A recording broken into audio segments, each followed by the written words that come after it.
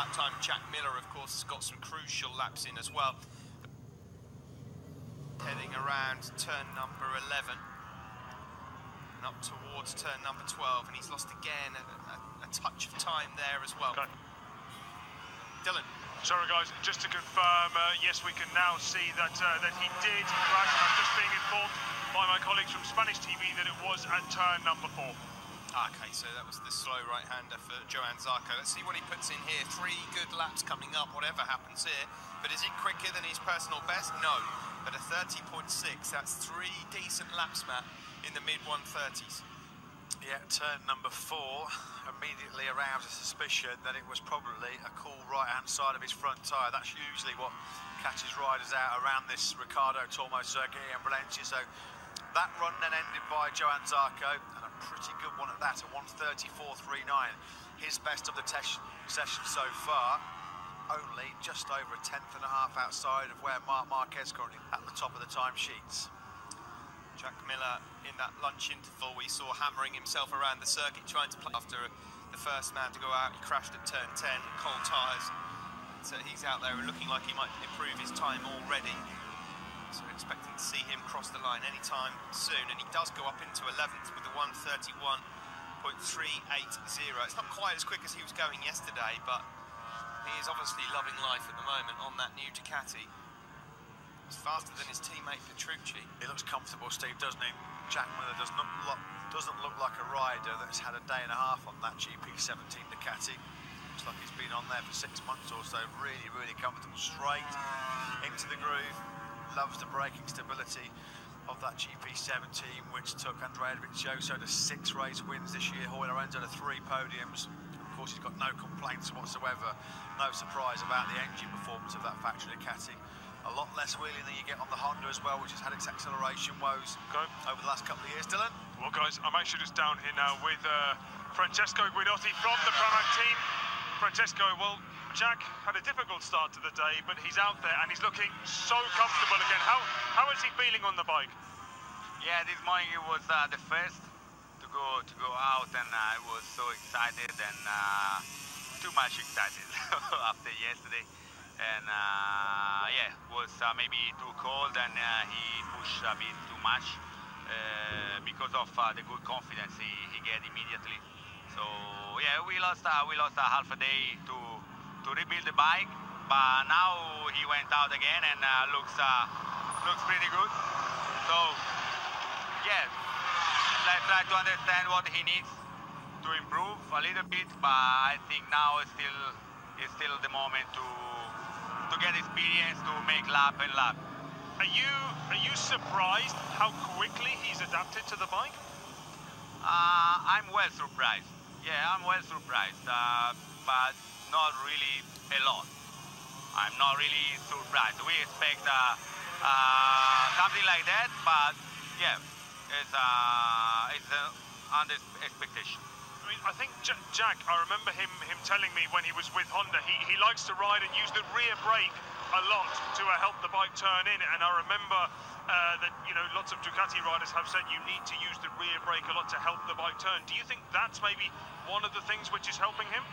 Yeah, maybe it can be helpful when you're on the very limit, so when we'll be very close to the lap record and so on. At the moment, he still get confidence on the bike. Okay, Francesco, thank you very much. So, good to hear from Francesco Guidotti about Jack Miller. That I think basically what we can summarise from that is they knew what they were getting in Jack Miller. That's why he was signed in the first place. He's a great rider, and there's a lot more to come from him. But I think that everybody's quite surprised at just how quickly he's adapted to this Ducati, regardless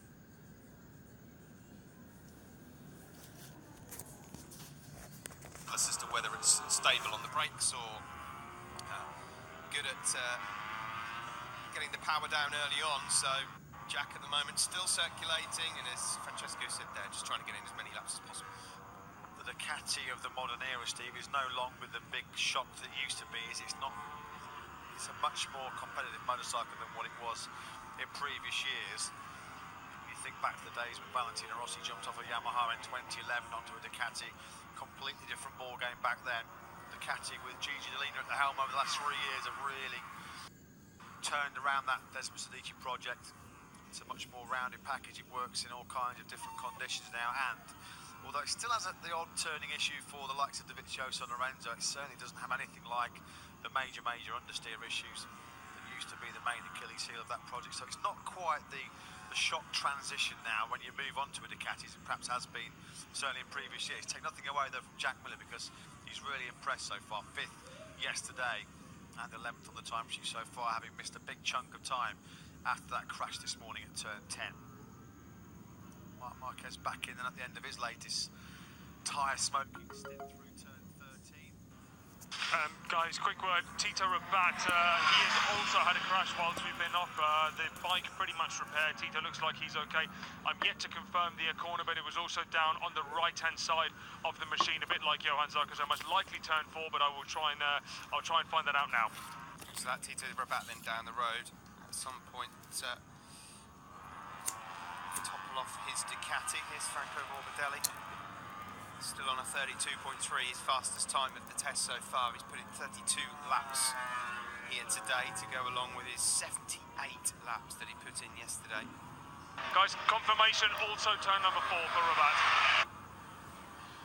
Yeah, it's usually the right-handers that catch the riders out here in Valencia with that anti-clockwise layout. 14 corners around this Ricardo Thomas circuit, measuring just over 4 kilometres in length.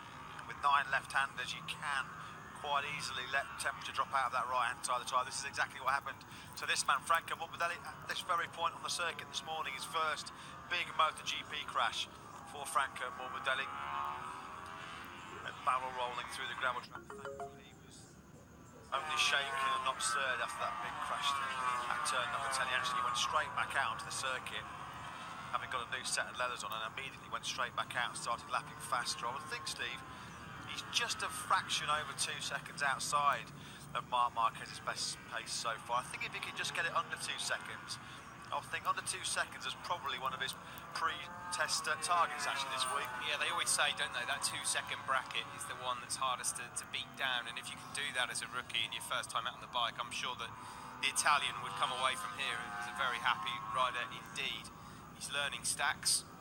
Of course, it's a completely different motorcycle that he's used to riding. Might look like the same colour, but that's about as where it ends, I'm afraid. I think he'd only ever ridden, we said yesterday, he'd only ever ridden once a 1000cc production motorcycle before that. You compare that to his fellow rookie Taka Nakagami. Well, one, Nakagami has already tested Honda MotoGP bike in Jerez last November, but 2, Taka Nakagami has got a lot of superbike experience. He's done a lot of testing, a lot of racing for Honda on a CBR 1000 RR5 blade in the Suzuka 8 House. So Taka Nakagami's certainly got a lot more bigger bike experience than Morbidelli. Yeah, all Morbidelli's ridden the 600s for a long time as well. For the last 4 years, Morbidelli's been on 600s, and even at the ranch, they're out there on 600s as well. So this is a completely new experience for Franco Morbidelli. I suppose the only saving grace for him in terms of the overwhelming horsepower difference is that Valencia is at least tight and twisty. He'll feel it a little more when we get to Sepang, that's for sure. Yeah, Sepang, one of those great circuits where you do actually get to properly unleash the full potential of a MotoGP bike. That brilliant tie-spinning turn number 3 that drops down the hill. Fast, blind entry into that turn number 5. Hard braking into turn 9. Then you've got those 2 long straights where you really do get to feel the top speed and acceleration of the MotoGP bike.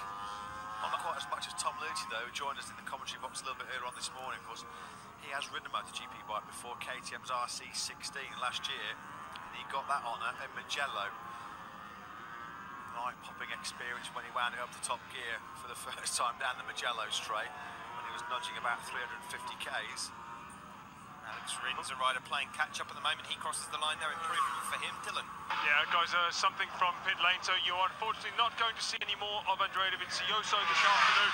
Not for a bad reason, it's just that he has gone through his testing cycle already. I'm now just stood outside the box watching Lorenzo's debrief. Once he's done that, I'll try and grab a word with someone from the team just to find out exactly what Dovi's feedback was overall. Yeah, well, if he wants to stint in the commentary box, send him our way. Yeah, we're always happy to welcome riders who've had the best seasons of their lives. 6 Grand Prix victories for Andrea Dovizioso this year, and that's the motorcycle that he did it on. Tito Rabat riding one of the GP17s here this week. Quick repair job from the Reale Avinci Ducati team to get him back out after that tumble at turn number 4. 36 laps Rins has managed to squeeze into the day so far. Not sure if they've been able to go out there and test too much from 2018 as yet. Probably still not feeling that great, is he? We all know what it's like when you get a nasty stomach virus, a nasty stomach bug. It can leave you really, really drained. Told Dylan earlier on today, he spent the whole of yesterday just lying in his bed, trying to get himself recovered and recuperated for today. But if you've had any kind of stomach bug, you'll know that it's a pretty horrible experience. It can just leave you sapped of all energy. So not surprised to see Rins has only been out there for, 36 laps so far. His teammate Andrea Iannone has managed a few more, 47 laps for the Italian, 5th place in the session, 1:30.8. It's fair to say that in general, Iannone seems to have his mojo back at the moment. Yeah, and he took a tumble actually when you were doing the great honour of going to get the coffees in earlier on. Steve actually took a tumble at turn 2 with Andrea Iannone. It was perfectly okay. My turn to get the coffees later. Scott Redding here, getting himself used to Aprilia. The point you made earlier about Scott Redding and the different crew chiefs, I mean, it must play such a huge effect, because you're just having to learn a new person altogether. I mean, no two humans are exactly the same, and the way that they will want to set a bike up and the feedback that they will want specifically will be different. As Nakagami here we ride with, LCR rider. Yeah, Scott Redding, I don't think he's going to be too happy to be down in 18th place. These are live pictures from the Riccardo Tormo circuit in Valencia. Andrea Dovizioso, your 2017 MotoGP World Championship runner-up, explaining to the throngs of media exactly how his preparations have started for 2018 here in Valencia. Position not that fantastic for Dovizioso, 15th, but we know that that's not going to bother him one iota. 1:30.58, the best he's done today, as Andrea Dovizioso was working through a lot of